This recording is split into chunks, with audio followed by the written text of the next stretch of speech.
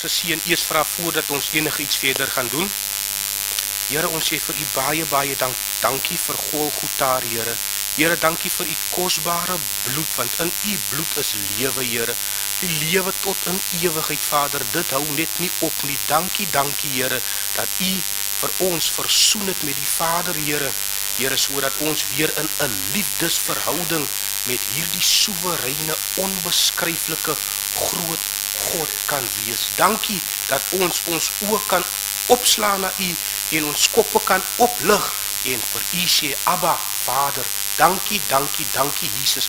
Duisende dankies, Here. Here, seën nou u woord in hierdie volgende lesing, Vader, want ons wil so graag u stem hoor, want Here, ons is so afhanklik van u, Here. Ons kan niks doen sonder u nie. Here, wees ons genadig vanmôre, dat ons die wysvinger na onsself toe sal wys, en dat ons hand in eie boesem sal slaan, en sal sê, ja, Here, dis ek, elendige sondaar, wees my genadig, vergewe my asseblief, Vader, in Jesus se naam. Amen.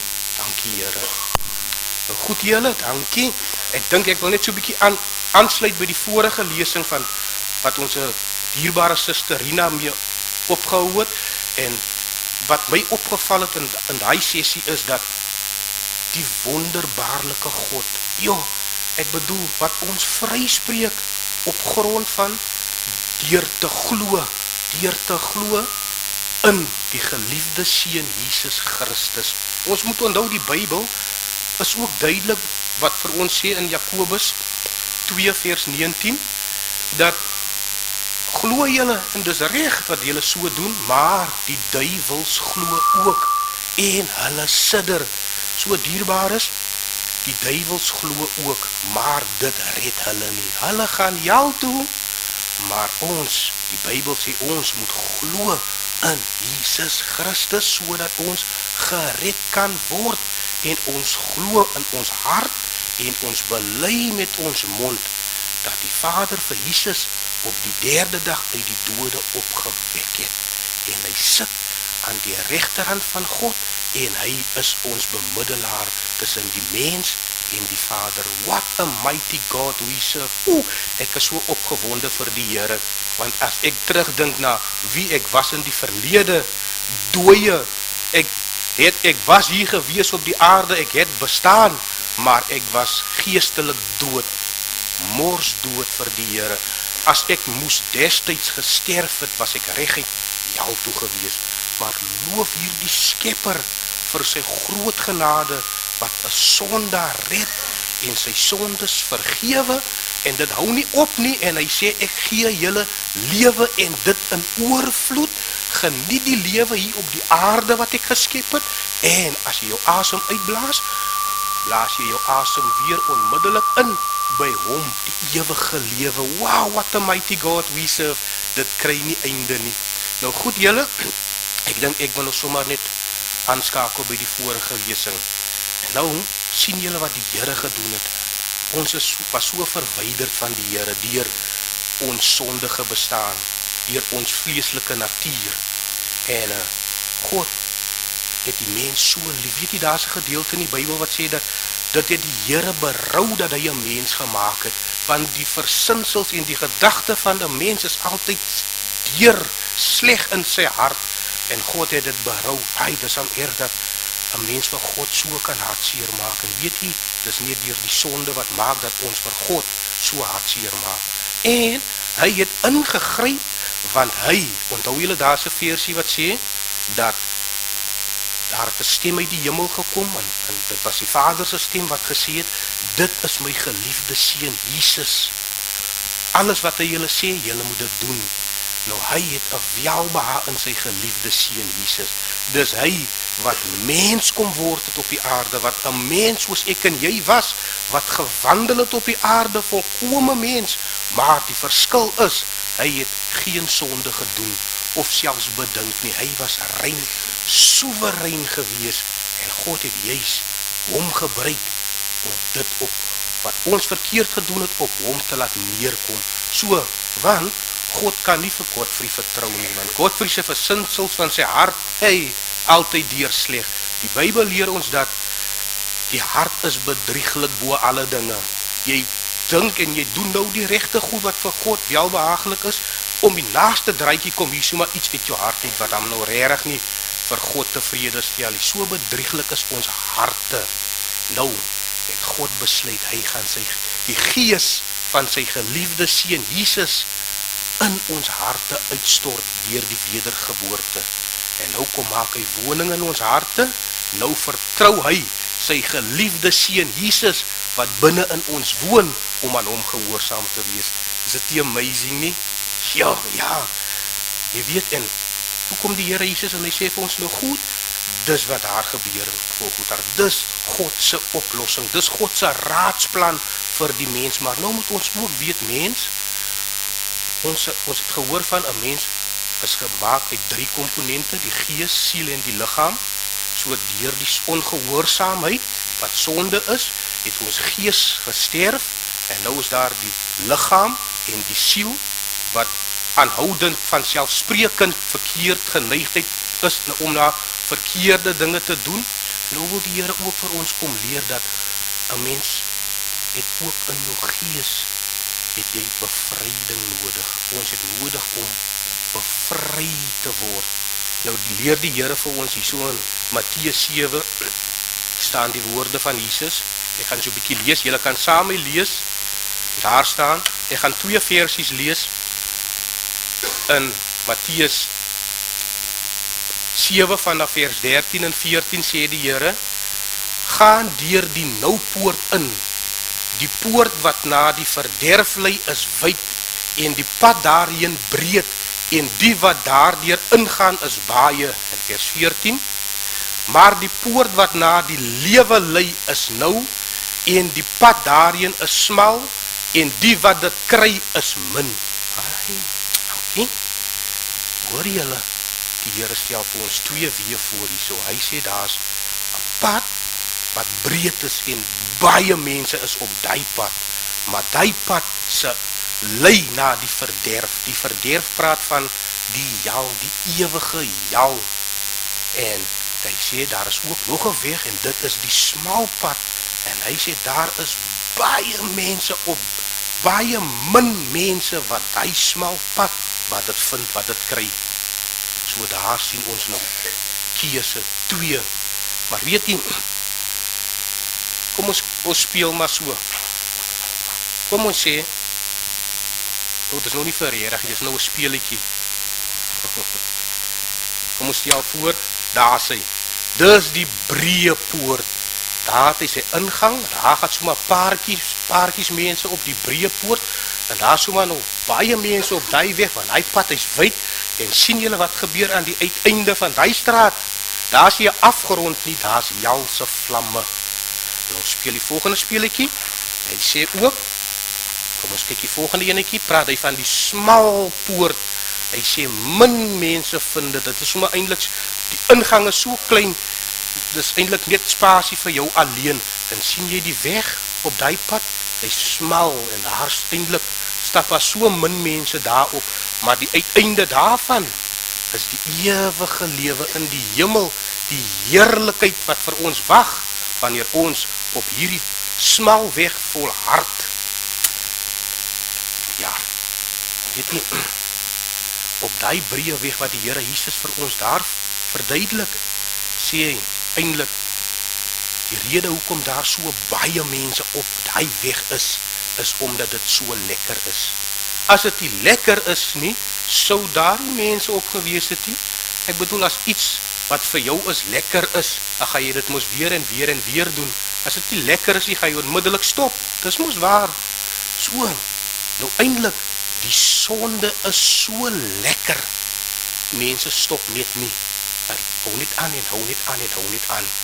Maar weet jy, nou sê die Here vir ons, maar eintlik hou jy so aan en so aan en so aan, teen die einde kom jy by 'n doodloopstraat, en dis neusie verby, dis die hel dierbaar is. Ek weet van mense wat die lewe so geniet, dis drankpartytjies, dis alles wat dergelike dinge, en as jy die volgende oomblik hoor, die persoon is in 'n motorkar ongeluk, op slag dood, die persoon het nie 'n kans gehad om nog sonde te bely, om te bekeer, om weg te dryf van die verkeerde dinge en om die goeie te doen. Dis verby, en weet jy wat is erg? Dan is dit vir ewig verby. Daar is nie meer 'n manier hoe dat jy daar by die leidshuis lê en dan nog jou sonde kan bely. Kan jy dit doen? Dis verby, dierbares. Weet jy, die Here het ons eintlik net hierdie een kans gegee, en dis die aarde, wat so groot is, die aardbol is so massief groot, dit vat maande en weke en daarom te reis op hierdie aarde, maar eintlik is dit so klein, dis soos 'n stoffie in die Here se hande, en hy gee vir ons hele lewe om voluit uit te leef op hierdie groot plek, maar eintlik net 'n stoffie is. En as ons lewe uitgeleef het, en ons het nie die regte keuse gemaak nie, gaan ons nie weer 'n geleentheid kry nie. Die aarde is die enigste geleentheid wat ons het, dierbares. Ons moet dit aangryp met geweld. Nou, die Hebreëweg, weet jy, ek wil sommer 'n paar simptome uitlig wat die Here Jesus van praat. Daar is, by die verhoor van ons Here Jesus Christus was daar 'n man, Pilatus, hy's 'n goewerneur, onthou, hy's 'n man met gesag. As hy sê, laat 'n wrede moordenaar vry, dan kom hy uit. As hy sê, geesel hierdie persoon, dan word hy gegeesel. So hy is 'n persoon met gesag. En Jesus staan voor hom, hy vra vir Jesus, wat is waarheid? Hy weet nie wat is waarheid nie. Dis aan beskryflik, maar eintlik, Jesus het vir ons geleer, hy is die weg, en hy is die lewe, en hy is die waarheid. Jesus is die waarheid, maar, en die waarheid is so, van so aard, dat die mense, dis nou ongelukkig, jammer om dit so te stel, maar, mense hou nie daarvan, van waarheid nie, dis mos waar nie. As jy met hulle waarheid praat, dan sal hulle sê, maar wat dink hy, wie is hy om vir ons so te vertel? Omdat die waarheid, hy maak seer. Maar weet jy, die waarheid, hou ons ook uit die gevaar uit. En dis hoekom daar staan in die versie van Johannes 8 vers 32, Jesus sê, en julle sal die waarheid ken, en die waarheid sal julle vry maak. En hy het die waarheid gespreek op die aarde, en geen wonder, hulle het geskreeu, maak hom dood, kruisig hom, slaan hom, omdat hy die waarheid praat. En nou hier is 'n versie in die Bybel, wat Jesus sommer die waarheid uitlig openlik, hy maak geen geheim daarvan nie, en dit staan, as ek goed die versie kan lees in Markus 7, ek het hom nou nie daar nie, maar ek dink ek het 'n paar van die goedjies wat ek ook wil wys daar. Markus 7, ek gaan die nou wys.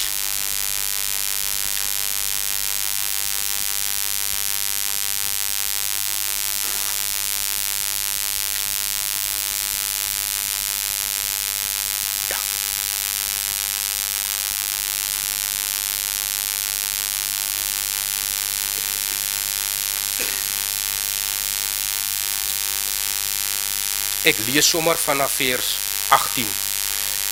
Jesus sê, en hy sê vir hulle, is julle ook so sonder verstand? Begryp julle nie dat alles wat van buite af in die mens ingaan hom nie onrein kan maak nie?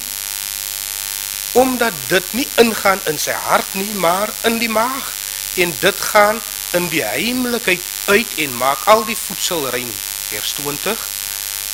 En hy sê, wat uit die mens uitgaan, dit maak die mens onrein, want van binne uit die hart van die mens kom die slegte gedagtes, en nou begin hy dit te noem. Hy sê daar's egbreek, hoerery, moord, diewery, hebsug, boosheid, bedrog, losbandigheid, afguns, lastering, hoogmoed, dwaasheid, al hierdie booshede kom van binne uit en maak die mens onrein. Soms maar so 'n bietjie rondgegooi daar, en daar is van die simptome wat die Here van praat, die waarheid wat mense nie altyd graag wil hoor nie, maar weet jy, hierdie versie, vers 23, het eintlik vir my so 'n ander betekenis, wat daar staan, al hierdie booshede kom van binne uit en maak die mens onrein. Sien jy, dis eintlik die toestand waarin 'n mens is. Mens is in 'n toestand van boosheid.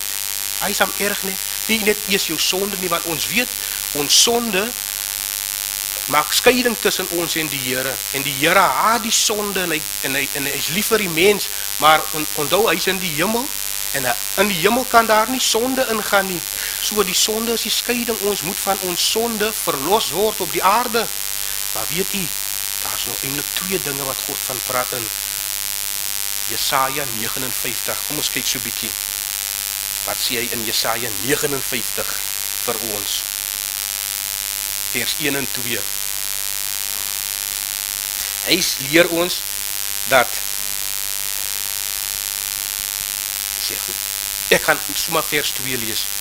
Maar julle ongeregtighede het 'n skeidsmuur geword tussen julle en julle God, en julle sondes het sy aangesig vir julle verberg sodat hy nie hoor nie. Sien jy, hier's twee dinge wat maak dat God sy aangesig vir ons verberg en maak dat hy nie hoor nie. Dis ons sondes en dis ons ongeregtighede. Toe kyk ek so 'n bietjie op daar, toe kom ek agter, maar die sonde, dis een van die twee dinge, dis die daad wat ons pleeg. As daar nou iemand se selfoon lê en ek kyk vinnig in die rondte, ek weet, as ek hom nou gaps, sjoep, dis weg, ek kan hom verkoop of ek kan hom vat. So, die oomblik as ons hom gaps, ons steel hom en is weg met iemand se selfoon, het ons toegegee aan die sonde, ons is skuldig aan die daad, misdaad. Dis die een. Die tweede een is ons ongeregtighede. Weet jy, toe som ek hom ook so bietjie op, ons ongeregtighede praat van dis 'n toestand waarin die mens is, dis 'n state of wickedness. Ander woorde, wickedness, boosheid, presies wat daar in Markus 7 vers 23 staan.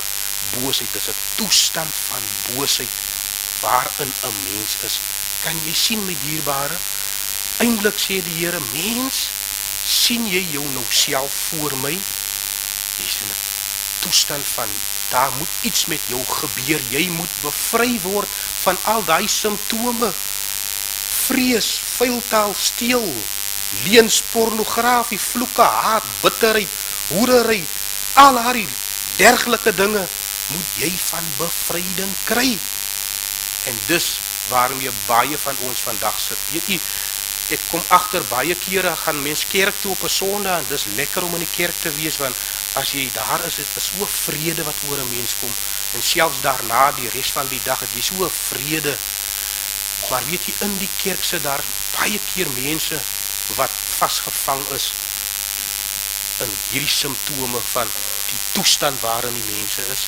Hulle is vasgevang in steel, hulle pleeg hoerery nog steeds, hulle het nog al hierdie goedes wat maak, wat God sê, ongeregtighede.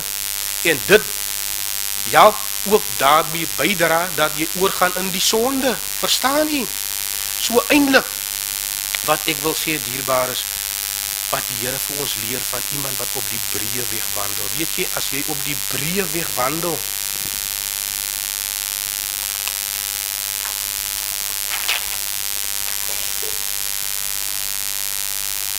kan jy eintlik nie anders as om die sonde te doen.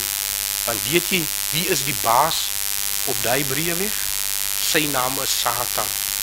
As ons byvoorbeeld lees in Matteus 4, kom ons blaai daarin toe. Matteus 4, ek gaan weer so 'n paar versies lees, ek dink so 2 versies. Ek lees vers 8 tot 10 van Matteus 4, vers 8. Weer neem die duiwel hom, dis die Here, saam na 'n baie hoë berg en wys hom al die koninkryke van die wêreld en hulle heerlikheid en sê vir die Here, al hierdie dinge sal ek aan u gee as u neerval en my aanbid. Toe sê Jesus vir hom, gaan weg Satan, want daar is geskrywe, die Here jou God moet jy aanbid en hom alleen dien. Verstaan jy, dis waarom ek sê, op die breë weg kan mens nie anders as om die sonde te doen nie. Want al hierdie lekker dinge wat op die breë weg is, waarvan die mense so geniet, wat ons so veel kere dink, dis maar reg, dis maar okay, soos 'n ander vriend van my gesê het, ja maar, hy speel lotto, want as hy die geld aan die lotto gee, dan vat hulle ook daarvan gedeeltes, en gee dit vir armers, vir minder bevoorregtes, wat ook reg is en wat waar is. Dis mos waar, ne? Maar die ander deel van die lotto speel is, jy stel weer jou vertroue, jy plaas jou hoop in hy dobbel, in hy gelukgode, en jy, as ek net hy nommers kan slaan, as my saak reg, verstaan jy? En Here Jesus sê eintlik, mens, vertrou my ten volle. Daar sal nie een dag verby jou gaan as jy my ten volle vertrou wat ek jou nie sal laat eet nie. En hy maak voorbeelde, hy sê, kyk na die voëls van die hemele. Kyk hoe mooi is hulle bekleed. Salomo met al sy pracht en praal was nie eens eenmaal bekleed soos die pragtige voeltjies nie. Hulle saai nie, hulle maai nie, hulle maak nie skure by mekaar vol nie, maar elke dag lewe hulle, elke dag sing hulle, elke dag drink hulle water, elke saans gaan slaap hulle, smorens is hulle wakker.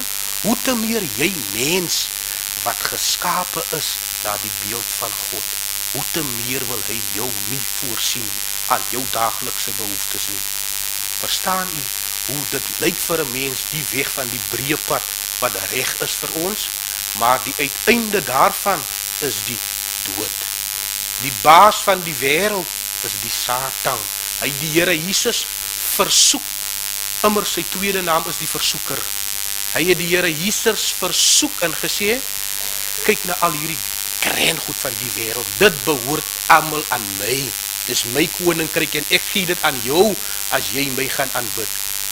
As hulle die seun van God, die afdruksel van die Vader, die ewe beeld van die Vader, Jesus sê, as jy hom gesien het, het jy die Vader gesien. Kom Satan en hy versoek die skepper wat alle dinge geskep het. Hoe te meer nie ek en u nie sal hy ons nie versoek nie. Hy sal, dierbares, wat die Here leer ons ook om waaksaam te wees, om die stemmetjie van die versoeker te erken en die stem van die goeie herder te onderskei. Verstaan jy? En dis nie swaar nie, dis nie moeilik nie. Mens kan dit doen, want die Bybel leer ons dat dis nie swaar om die gebooie van die Here te onderhou nie. Dis mos waar. So, op hierdie breë pad kan ons nie anders nie. Ons is in die greep, ons is in die mag van die baas van die wêreld. Ek bedoel, 'n mens se vlees, ek bedoel, 'n mens is van nature, is 'n mens maar geneig om die sonde te doen. Ons almal was maar vroeër op 'n stadium op daai breë pad gewees. Dis deur die goedheid van die Here wat ons tot bekering gebring het. Uit ons eie uit sal ons eers vir ons bekeer het nie. Op die breë pad wil 'n mens nie eens hoor van die kerk nie, jy wil nie eens weet van die Here nie, net jou pleasures, net jou lifestyle maak vir jou saak. Ek kan onthou, baie kere, as ek by plekke kom en ek praat bietjie van die Here, daar's sommige mense se reaksie, heel eerste, so raak nie nog baie van kerk te ryery praat nie, ons die kerkery praat af, jy sien, mense is op 'n geestelike vakansie, op 'n holiday, die kerk is buite jou lewe, jy is net pleasures, worldly pleasures. Nou ons almal was maar so gewees, en dis hoekom daar staan, in Romeine 3 vers 23, ons almal het gesondig, en dit ontbreek hulle aan die heerlikheid van God. Jy sien, almal is almal, of jy nou in Rusland woon, of jy nou in Amerika woon, of jy nou in Suid-Afrika woon, almal is almal, sê die Here het gesondig. En God het deur sy genade hier in ons harte 'n vlammetjie kom aan die brand steek, dat ons by ons sinne kan kom, en dat ons kan sien, waar ek eintlik staan voor die Here. Ek is verlore. Here, ek is verlore, ek is so vuil, ek is so vieslik, maar Here, ek het u vergifnis dringend nodig in my lewe, dat u my sonde vergewe, Here, want as u dit nie doen, Here, is dit vir ewig neusie verby met my. En net daai vlammetjie wat die Here aangesteek het, dit trek ons tot bekering. Dit maak dat ons na Jesus toe kom. Dit maak dat Jesus ons met die Vader versoen. Verstaan nie, Jesus sê ook op 'n stadium, as die Vader jou nie trek nie, kan jy nie kom nie. So selfs ons bekering kom van die Here af. What a mighty God we serve. Nou wil ek graag hierdie gedeelte ook lees in 1 Korintiërs 6, wat daar staan. Onthou, ons bly by die gedeelte van ons almal het gesondig. Ons almal was op 'n stadium op die breëpad gewees. Nou lees ek 1 Korintiërs 6 van 9 af. Daar staan: Of weet julle nie dat die onregverdiges die koninkryk van God nie sal beerwe nie? Moenie dwaal nie. Geen hoereerders of afgodedienaars of egbreekers of wellustelinge of sodomiede of diewe of gierigaards of dronkaards of kwaadsprekers of rowers sal die koninkryk van God beerwe nie. Nou hoor nou, vers 11. En dit was sommige van julle op daai pad gewees. Verstaan u hoekom die Bybel so sê? Ons almal. Maar julle het julle laat afwas. Maar julle is geheilig. Maar julle is geregverdig in die naam van die Here Jesus en deur die Gees van onze God en Vader. Wauw, hy het, soveel ons daar was, het hy ons geregverdig. Onthou, die Here se naam is regverdigheid, en sy Gees binne in ons, maak dat die Vader regverdigheid raak sien.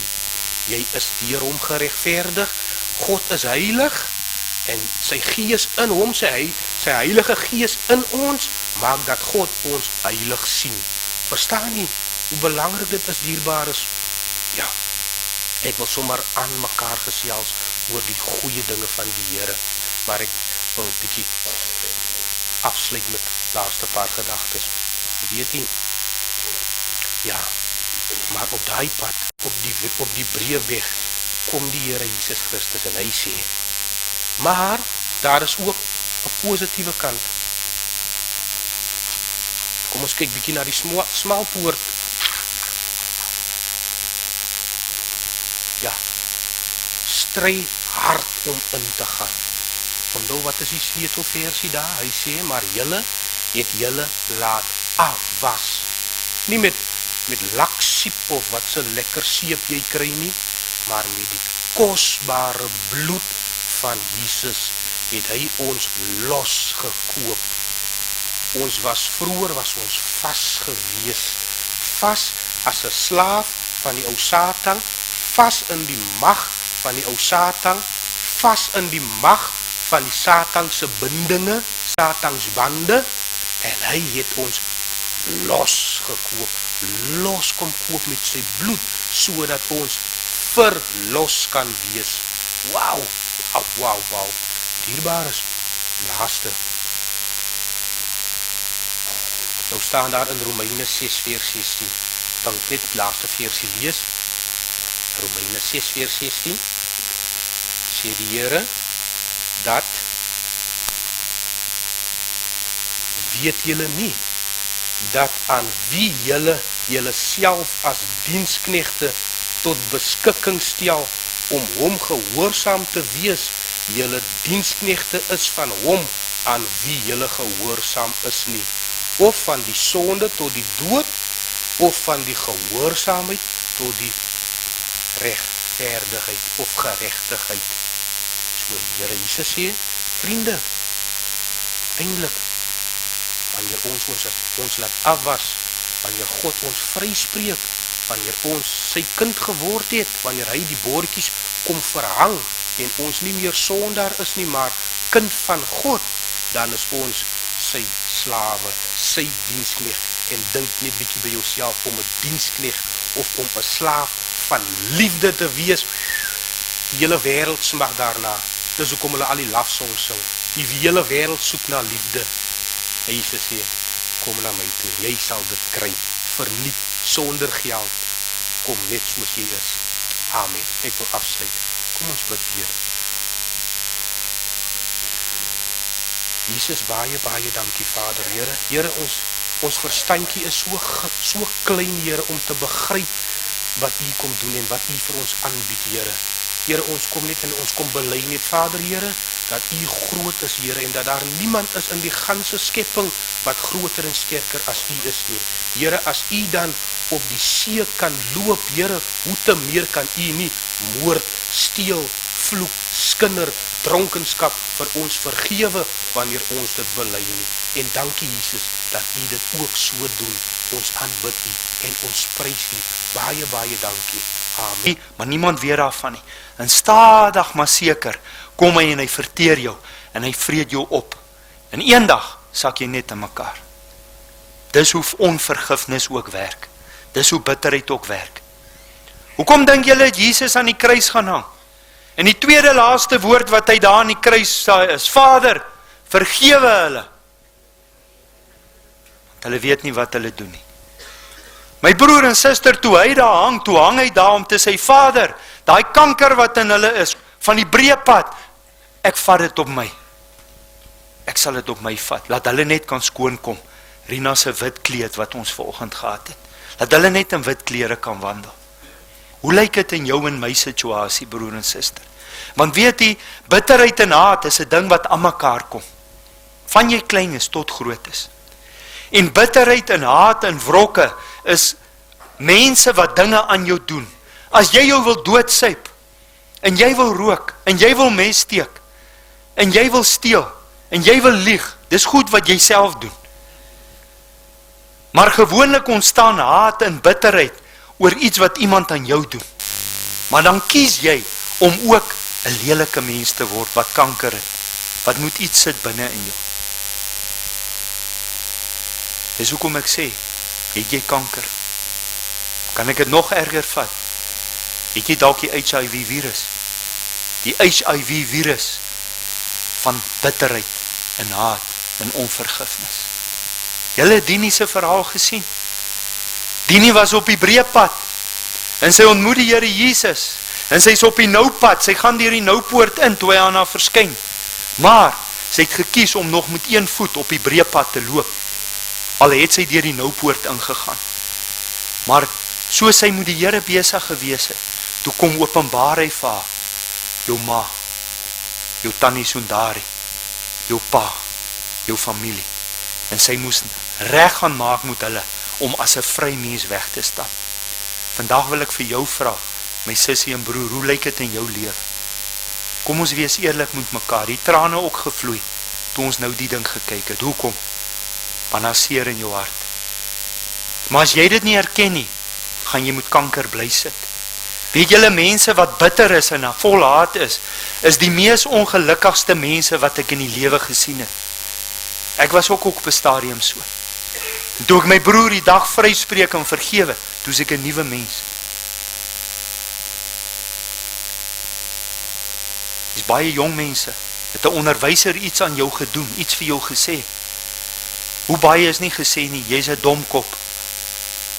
Daar's baie lelike name wat ek kan sê. Jy sal tog nooit iets in die lewe wees nie. Jy kan nie eers somme doen nie. Ag, laat sy nou maar net gaan op haar pad. En in jou ontstaan dit wat in Dini se hart ontstaan het, 'n wrok.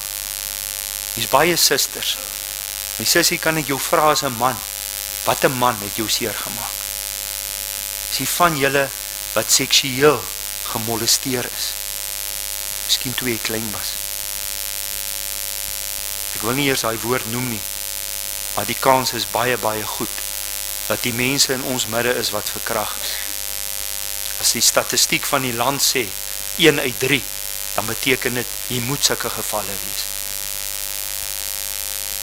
Daai man het nie geweet wat hy doen nie. Want die bose het net deur hom gewerk. Maar as jy moet die wrok en die bitterheid in jou hart loop teen daai man, of teen jou oom of jou pa wat jou gemolesteer het, hy's vry. Hy dink nie eers daaraan nie. Jy's gebind.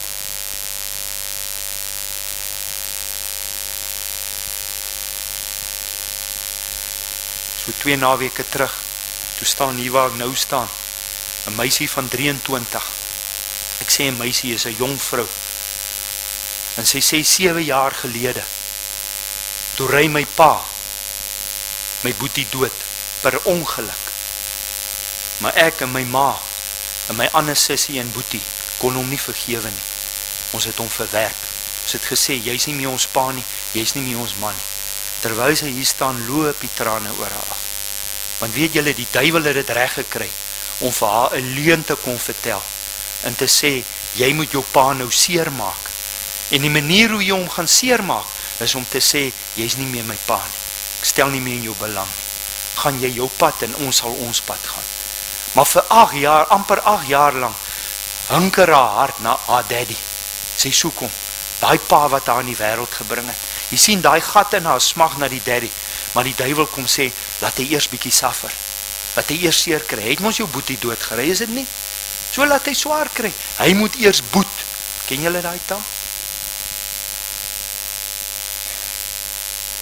Daai taal lees ek nie in die boek nie. Want daar in die kruis het iemand gehang. En toe hy daar gaan hang, toe boet hy. Vir my en vir jou.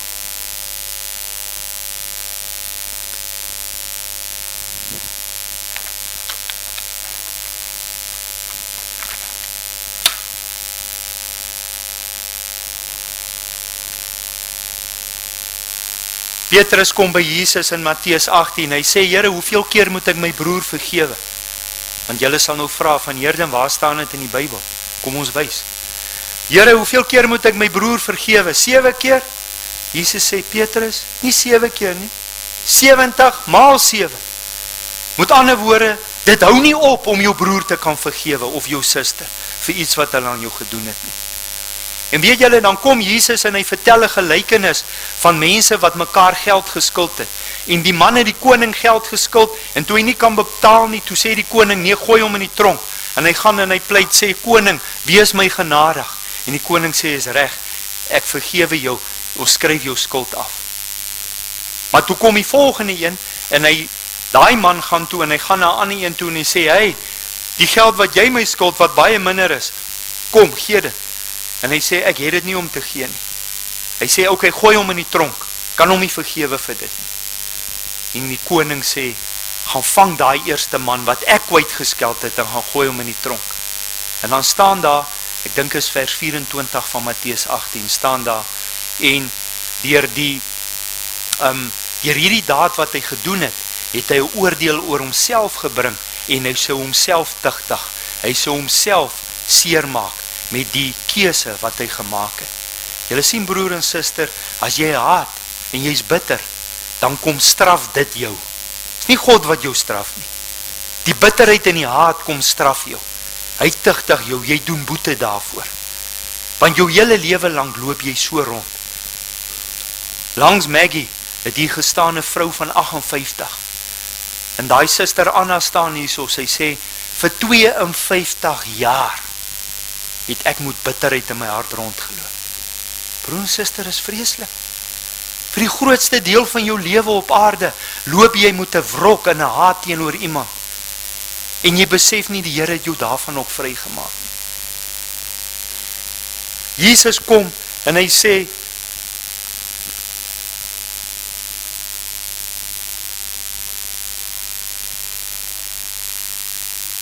in Matteus 6 vers 14 en 15 sê, as julle ander mense hulle oortredings vergewe, dan sal julle hemelse Vader julle ook vergewe. Maar kyk wat staan nou daar. Maar as julle ander mense nie vergewe nie, dan sal julle hemelse Vader julle ook nie vergewe nie. Luister mooi broers, dis nie wat ek sê, dis wat die Bybel sê. God se woord sê. Want toe Jesus aan die kruis hang en hy sê, Vader, vergewe hulle. Wie is ek en jy om dan te sê, Vader, ek kan haar nie vergewe nie. Ek kan hom nie vergewe nie. Maar hy het ons vergewe. Ons hou boek van die kwaad, maar Jesus aan die kruis hou geen boek van ons kwaad nie. Hebreërs 10 vers 17 sê, aan julle sondes sal ek nooit ooit weer dink nie. Nooit ooit weer nie.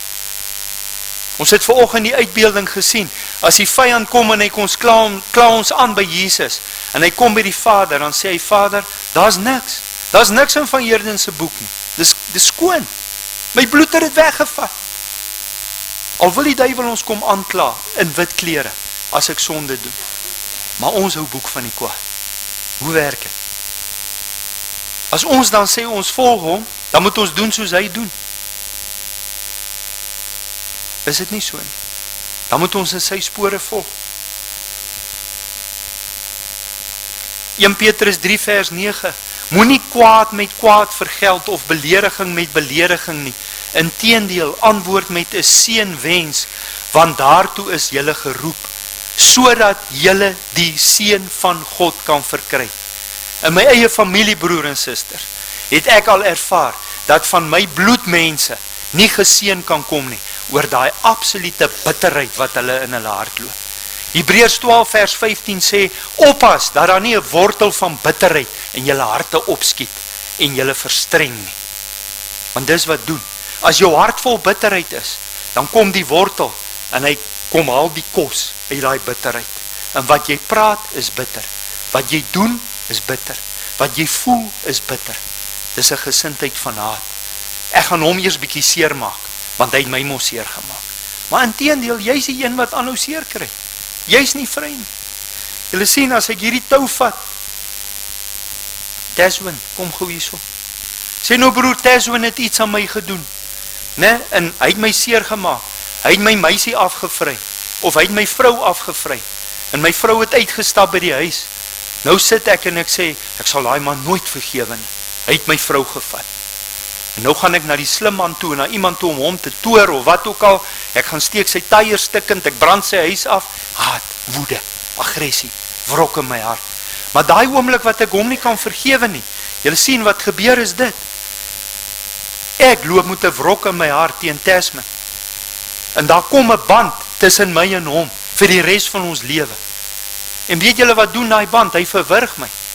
Want as ek Sondag kerk toe gaan, raai wie gaan saam?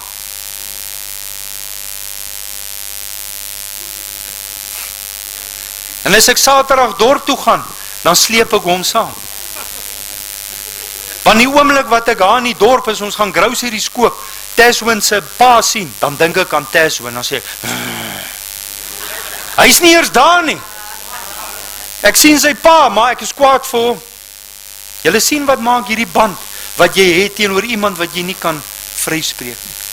En nou kan ek, as ek nou vir haar en vir Dorothy en Janetta en vir Hendrik almal nie kan vergewe nie, dan is dit so goed soos ek sit om elkeen 'n band. Dis 'n geestelike band. En weet julle, as ek nou die pad stap, dis hoekom party mense so loop. Die mense wat soos moet boggels loop, gaan kyk, hulle is die wat die meeste bitterheid in hulle hart het. Die wat die meeste plooie en wrimpels het, ek sê nie is altyd so nie, kan son ook wees. Maar dis hulle broer en suster wat moet julle Dini se gesig gesien.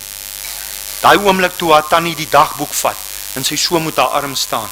Jy sien amper soos 'n slang se gesig in haar van ek wil net pak, wil net byt.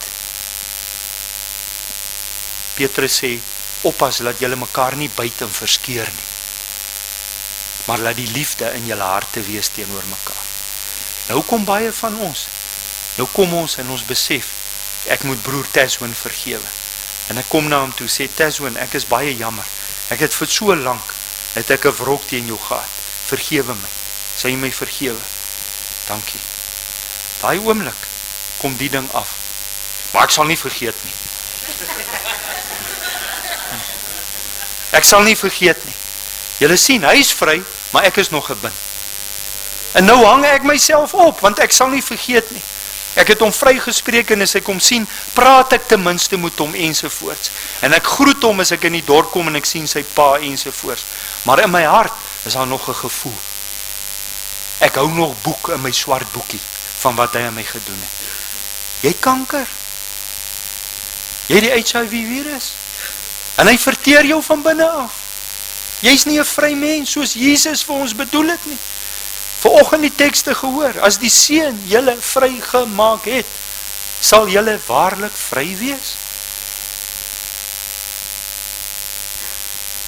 Maar as jy kan kom en jy sê, Here, ek vergewe vir Tesman, en van nou af seën ek hom. Ek bid vir hom. Ek bewys liefde aan hom. Dan val hierdie ding ook af. Want nou is dit nie net iets wat jy met die mond gedoen het nie. Dit is nou iets wat jy met die daad ook doen. Dan vergeet jy van dit. Jy hou nie meer boek daarvan nie. En as iemand eendag kom en hulle gaan haal die ou koeie uit die sloot, Katrina, en hulle sê van Heerden, ja, onthou jy daai dag wat jou Tesman kwaad gemaak, en sê ek, waarvan praat jy nou? Want ek het ook daarvan vergeet. Dis die gesindheid wat God in ons wil hê. Dankie Tesman. En so kan ek nou die een na die ander teks vir julle noem. Kyk hoe baie is daar. Efesiërs 4 vers 31, 32. Moet nooit verbitterd of opvleend wees of woedend word nie. Moenie vloek of skel nie. Hoekom gebruik ons so baie keer die taal? Jou familie se en jou ma se. Dis skeltaal, dis vloektaal. Dis nie taal wat Jesus ooit so gepraat het nie. Maar ons is so in daai gewoonte in om dit te praat. Daar staan dit. Moenie vloek of skel of doen iets wat sleg is nie, maar wees goedgesind teenoor mekaar. Né? Wees hartlik teenoor mekaar. Vergewe mekaar soos God julle ook in Christus Jesus vergewe het.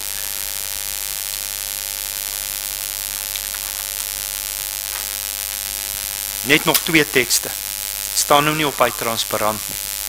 Ek wil vanoggend vir u sê, broer en suster, in hierdie lokaal sit hier 'n paar moordenaars. 1 Johannes 4. Sê ek wat dit sê? Woord van God wat dit sê. 1 Johannes 3 vers 15. 1 Johannes 3 vers 15. Elkeen wat sy broer haat, is 'n afstaande. Elkeen wat sy broer of suster haat, is 'n moordenaar. Blaai ek een bladsy om. 1 Johannes 4 vers 20. As iemand sê ek het God lief en hy haat sy broer, is hy 'n leienaar. Baie leienaars vanoggend in die lokaal. Want wie sy broer, wat hy kan sien, nie lief het nie, hoe kan hy vir God lief hê, wat hy nie kan sien nie? Dis wat daar staan. Ek raas nie met julle nie. Ek pleit by julle broer en suster. Hierdie kamp gaan oor vrymaking, oor redding, oor genesing, oor heling. Wil jy nie maar vandag kom en dit agter jou sit en as 'n vry mens wegstel?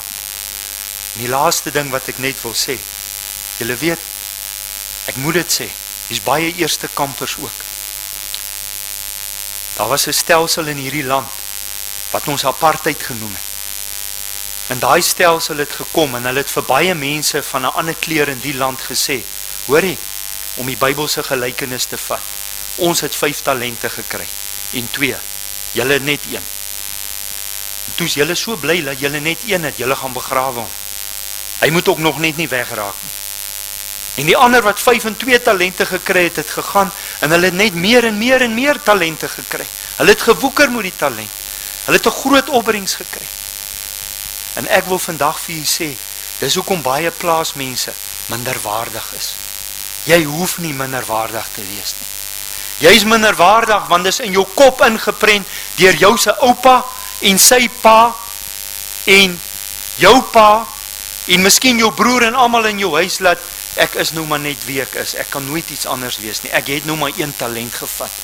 En weet jy, baie mense, ons sien dit op die uitreike waar ons kom, op kampe, ek sê dit nie om julle te beïndruk nie, my broers en susters kan dit sê, ervaar, dat so baie plaasmense loop met wrokke in hulle hart, teenoor my mense, teenoor die wit mense in die land. Hier's baie jonges wat hier sit, miskien ervaar julle dit nie so kwaai nie, maar julle sit in gesprekke waar dit gepraat word, deur van die ouer mense. Julle weet, daai stelsel het gekom, is vir my vreeslik om daaraan te dink. En hy het gesê, op 'n bordjie op 'n bank, by die see, geen nie blankes. Maar dan stap my pa met sy hond op die strand. Met ander woorde, 'n hond is meer werd as wat jy werd is.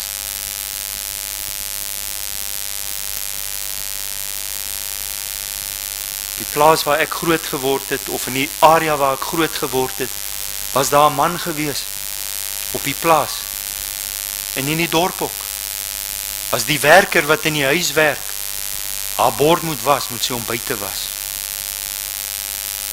Maar die hond se bak mag binne by die missie se bak gewas geword. En ek sien die knik baie koppe. Broer en suster, ek kan baie sulke voorbeelde neem. Julle weet, julle sal weet. En weet julle wat het gebeur? Ek gaan hom terugkry. So wat doen ek? Ek kom steel die boer se diesel. Ek kan hom terugkry vir wat hy vir my gesê het. vir wat sy seun vir my gesê het, wat hulle aan my gedoen het. Ek steel sy diesel. Rina het vanoggend na die snoeiskerre verwys. As ek in die boord loop of daar in die druiwe wingerd en hier lê 'n sker aan die einde van die dag, optel goed is mos vat goed. Laat die bly die boer swaar kry, so ek vat en ek gaan verkoop hom en ek kry weer geld, want dis myne. Dis die manier hoe ek hom terugkry. Ons moet eerlik wees daaroor. So dit kom van twee kante af. En ek wil vanoggend vir julle vra, broer en suster, die van julle wat dalk daai bitterheid ook het teenoor 'n wit mens van Suid-Afrika of iemand wat iets aan jou gedoen het, dat jy ook vanoggend sal kom en sê, Here, ek vergewe daai man of daai vrou. Jy kan nie moet dit saamgaan nie. En ek het vrymoedigheid om dit te sê, want ek weet ek is vergewe by Jesus, vir wat ek ook gesê het teenoor mense soos julle. Ek het dalk nie iets leliks gedoen nie, maar uit die mond van my het ek lelike goed gesê. Ek het ook daai taal gebruik wat uit die verlede kom, ek wil dit nie eers noem nie, van jy's 'n K en jy's 'n H. En ek het op my knieë gegaan en sê, Vader, ek het gehuil daaroor, vergewe my. Vergewe my, ek het so groot geword, ek het dit nie verstaan nie. Ja, en baie van ons mense het al om vergifnis gevra, maar die seer in die harte is nog nie genees nie. Daai seerplekke is nog daar. Ons moet eers op ons knieë kom, ons moet huil, ons moet mekaar kan druk en vasvat. Ek wil afsluit om te sê, een van die grootste oomblikke in my lewe was toe 'n 79-jarige tannie van 'n plaas op Rosenwil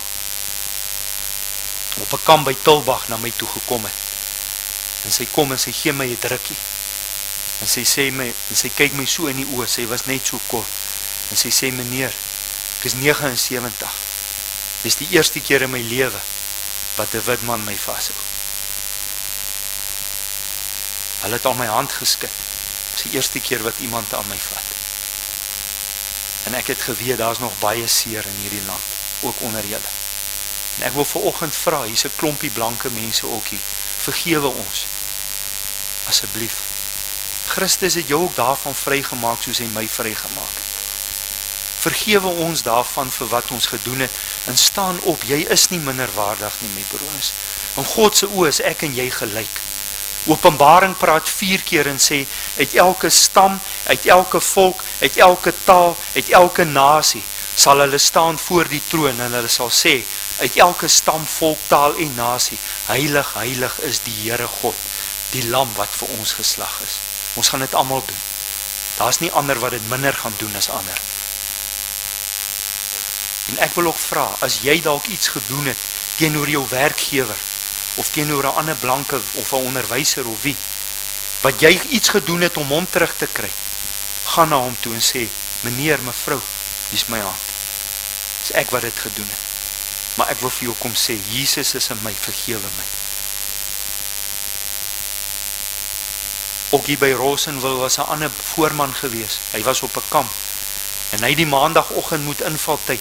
Toe gaan hy terug na sy werkgewer toe, na so 'n kamp, en hy sê, meneer, dit was ek wat jou bakkie gestamp het, dit was nie Koos nie. Meneer het vir Koos van die plaas al weggejaag, maar dit was ek, vergewe my, en hy huil. En hy sê, meneer, daai brand wat in die bos ontstaan het, dit was ek wat my klonkie gesê het om dit te gaan aansteek, want ek was kwaad vir jou, vergewe my, meneer. Weet julle, hy en sy werkgewer vir 10 minute net daar gestaan. Want toe kom die werkgewer en toe vra hy om vergifnis vir alles wat hy gedoen het. En hulle is versoen. Ons het in Dini se verhaal gesien, versoening is die eindpunt. Maar weet jy, baie keer is iemand graf toe, soos haar pa, wat jy nie kan versoen nie. Maar dan gaan jy op jou knie en jy sê, Vader, vergewe my. Ek spreek hom vry, en daardeur word ek nou met hom versoen. En ek wil nou vra, die van julle wat nou sit, jonk en oud, moet 'n gevoel in jou hart teenoor iemand, enige iemand, julle sal weet wie, wat jou seer gemaak het, wat iets aan jou gedoen het, dat jy nou saam met my sal kniel daar by jou stoel, en vir God sê, Here, vergewe my. Weet julle waar begin vryspraak? Dit begin by, jy moet erken, dat jy haat, 'n erkentenis. Jou honor, ek is skuldig. Dis waar dit begin. Jy moet dit erken. En dan bring jy dit na die Here toe en sê, Here, hier's dit. Vergewe my. En dan kom hy en hy sê, dis reg. Ek en jy is saam in 'n verhouding.